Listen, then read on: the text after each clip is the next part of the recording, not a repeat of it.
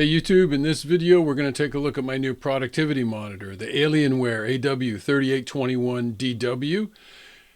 It's supposed to be a gaming monitor, but the resolution is so good I'm using it for productivity to see that nice, juicy, long timeline. Let's jump in, we'll take a look.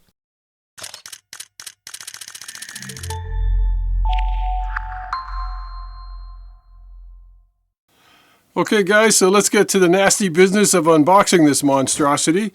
And if you're interested in a wide angle monitor or curved monitor, this is my first foray. So I'm going from a 32-inch Samsung to my first wide aspect ratio monitor. So let's jump in, get this thing out of the box, and we'll see what we got.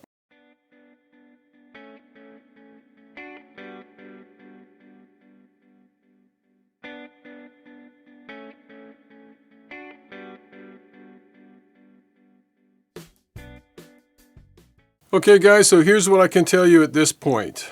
10 out of 10 for the packing job. I am thoroughly impressed. And if you look at the monitor, there's the back view. This thing is absolutely gorgeous, to be perfectly honest with you. It's got quite a bit of height adjustment. It's easy to adjust. It stays in place so far. And I found mounting the main part of the stand to the back of the monitor, it's just like two hooks, click it in and snap down, and then the bottom piece just screws on with a captive screw, and I tightened it up a little extra with a screwdriver. And you know, that's what you've been looking at. If you're buying one of these yourself or you're looking at it, you've probably watched the videos. This thing is a beautiful looking monitor here. And I'll just turn this around for you. It's got quite a bit of range of flexibility as far as being able to turn it from one side to the other. So it doesn't make what I'm doing now easier, but just so that you can see. So that's centered on the table. I mean, you can push it down. It's almost touching the feet there on the bottom. So I think this is going to work out quite nicely, and I'm really kind of excited to see the lighting setup on it. But just as a heads up right now, I'm not a gamer in any way, shape, or form. So some of you say, well, why did you buy this, Paul? I bought it for productivity. I wanted to be able to see my full-length timeline and maybe have another window or two open at the same time. And so that was my reason for making the purchase. Let's jump over. We'll get this thing set up on the desk, and then I can give you a full tour and share my thoughts with you. Okay, probably a good place to start is to take a good look at the ports on this monitor. This is a premium product for sure, and so you've got your power cord or your power plug in there on the left hand side. You've got two HDMI 2.0 ports.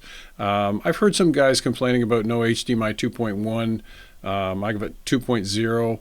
One thing to note is that your display port is, you really want to use that if you want to get your highest refresh rates. I think it's 144 hertz. If you're a gamer, that'll be important to you, but for productivity work, not so much. And then a couple of rubber flexible flaps here to keep the cables under control, one on the other side. You've got all of the ports are 3.2 Gen 1 high-speed ports, which is really nice. This one actually has charging in addition to data transfer. This is data transfer. That's your headphones plug in, and then your downlight here is this little white bar. Over on the right hand side or left hand side, depending on which way you're looking at the monitor, this is your 3.2 Gen 1 high speed upstream port, which means this is what supplies power for the built-in hub, and that is a huge plus on a monitor like this. I'm still, you know, getting sort of organized here, but I've been able to clean up a lot of cables by just plugging them into the hub built into the monitor, and actually you can get shorter cables and clean it up even further. So that's a real much appreciated feature as far as I'm concerned anyway. Then you've got two extra data transmission points here. They're both 3.2 Gen 1 ports, and then finally you've got your audio line out ports, and that's really all that's important on this monitor.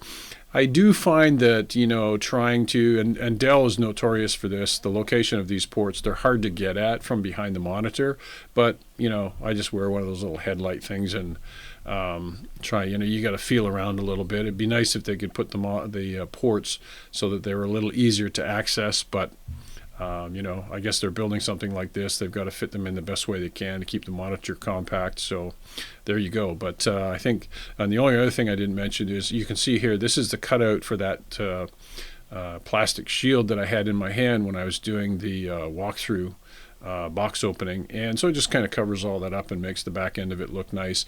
And another feature that I really appreciate is on the tower of this monitor there's a hole cut out so that all your cables that are coming from these ports here, they go down under these straps and they all funnel through that port on the back of the tower out the back, and it goes a long way to keep everything clean and organized.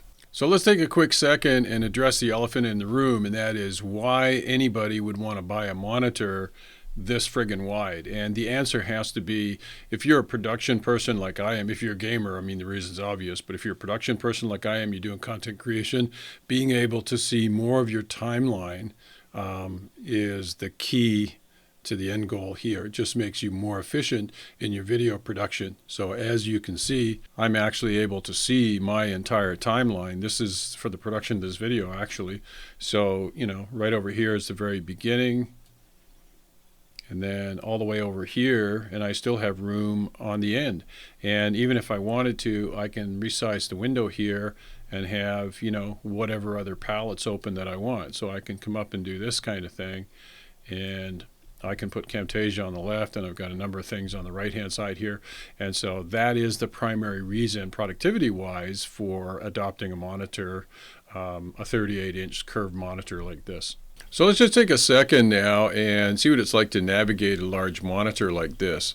So I'm going to jump into Camtasia here, and let's say I hit on the resize screen here, and if I move the monitor around or if I move the screen around like this, you'll notice that at the top I'll get a drop down, and I can basically select whatever monitor configuration that I want, and in this case I'm going to choose second from the left, and it puts my Camtasia window into 60%, and the other 30% is freed up for something else.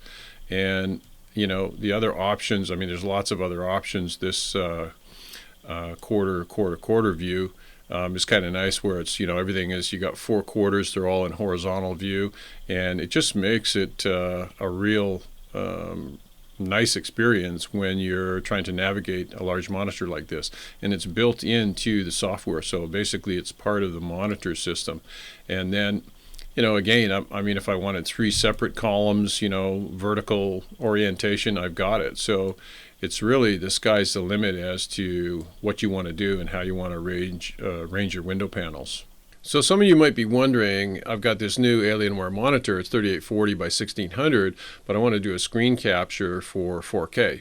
So how do I go about it? Well, it's pretty simple. You can do it a number of ways. If you come up here to the record button, I happen to be using Camtasia, but really all I'm going to do is, I've already resized my window, but just to show you, if you come over here to the drop down, if I select 2160, it's not going to work because my monitor is only 1600 deep.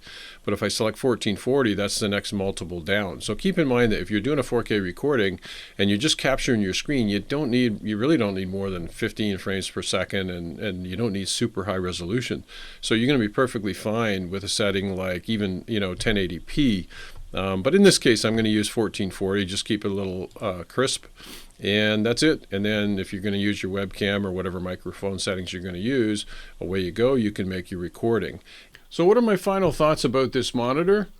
Well, I have to say I'm thoroughly impressed with the overall build quality to begin with, and the aesthetics are second to none, especially when you look at the attention to detail with the RGB on the rear column and the addition of the downlight. These are the kind of nice touches that you'd expect from a premium monitor at this price point.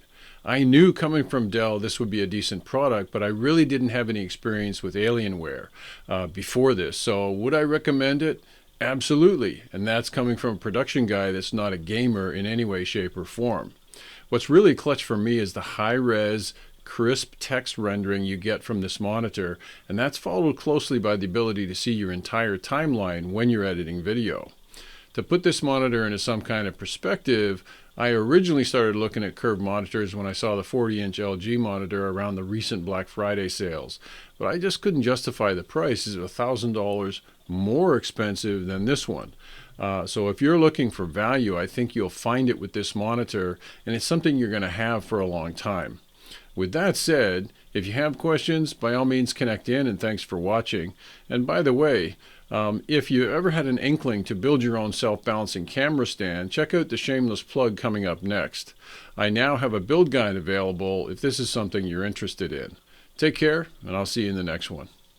Do you ever get tired of opening and closing tripod lever locks or twisting and untwisting locking collars? Well, I did, and that's why 3 years ago I built my own self-balancing camera stand, and you can too. In the description of this video, you'll find a link to a copy of my latest build guide. The guide offers a complete walkthrough of the build process, in addition to PowerPoint and PDF files that you can print as a job aid, and that's not all.